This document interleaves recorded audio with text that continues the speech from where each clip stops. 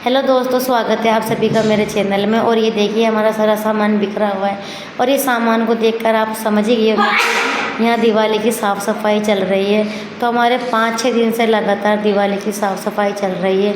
तो आज जाके कंप्लीट होने वाली थी। तो फिर उसके बाद हमको बच्चों के कपड़े लेने भी जाना था, क्योंकि दिवाली के पे हर बच्चे मतलब सभी कपड़े खरीदते, तो बच्चों को भी लेने जाना था कपड़े। तो फिर जल्दी से कर कर आके फ्री हुई। फिर उसके बाद मैं नहाई धोई, तो मुझे 1-2 बज गए। फिर तैयार हुई और हम जब नहा धो के निकलने लगे तो मेरे बच्चे ने मेरे ऊपर घी का डब्बा गिरा दिया। तो फिर वापस वो साड़ी गंदी हो गई, तो फिर वापस साड़ी चेंज करी और फिर हम कपड़े लेने के लिए चल दिए। तो ये देखिए बाज़ारों में कितनी रौनक है और कितनी भीड़ भाड़ है इस टाइम पे। तो फिर हम पहुंच गए कपड़े की दुकान पर। तो यहाँ पे हमारे दोनों बेटों को तो कपड़े पसंद आ गए, पर हमारे दोनों बेटियों को कपड़े पसंद नहीं आए।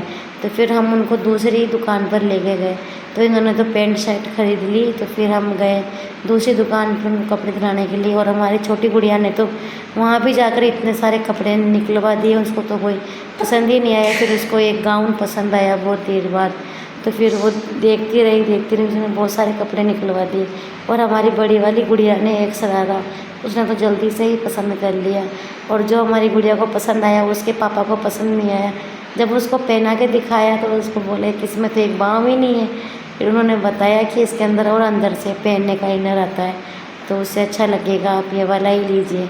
तो सबसे महंगी ड्रेस इन दोनों गुड़ियाओं की है। तो ये देखिए हमारी गुड़िया ने इसको पहन लिया है और ये देखो कितनी सुंदर लग रही है इस गाउन के अंदर।